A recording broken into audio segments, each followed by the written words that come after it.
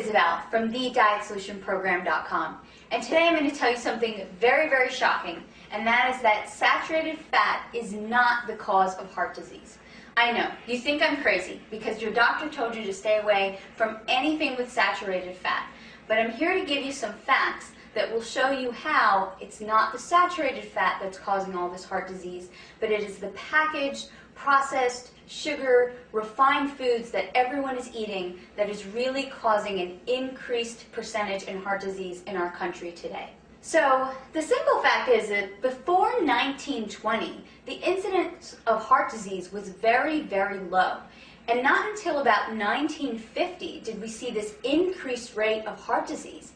I mean, I think the percentage now is heart disease kills 40% of the population, and that actually must be an old statistic. I'm pretty sure that it's a lot higher than 40% right now. So what happened between 1920 and 1950 that caused this increase in heart disease?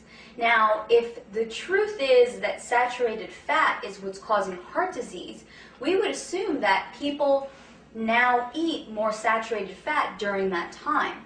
But actually, I have some interesting facts that came straight out of Sally Fallon's great book, Nourishing Traditions. And this is what she writes. During the 60-year period from 1910 to 1970, the proportion of traditional animal fat in the American diet declined from 83% to 62%.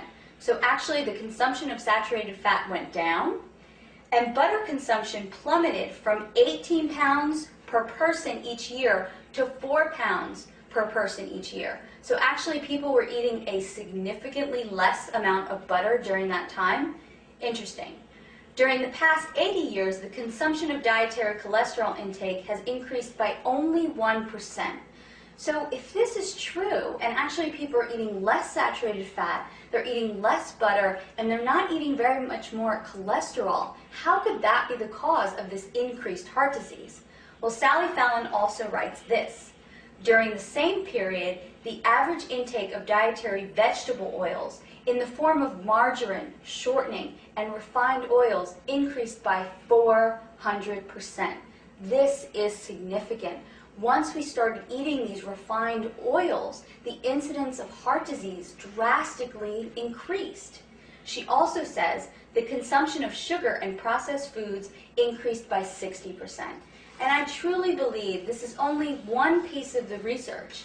People are eating way too many processed fake foods, tons of processed carbohydrates, tons of sugar, and even in my own practice, when I decrease these foods, people become much, much healthier.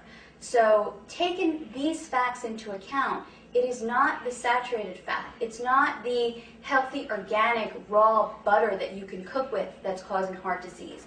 It's not the unrefined organic coconut oil. It's not the natural grass-fed beef. These things are okay. And it's not the egg yolk that's giving you high cholesterol.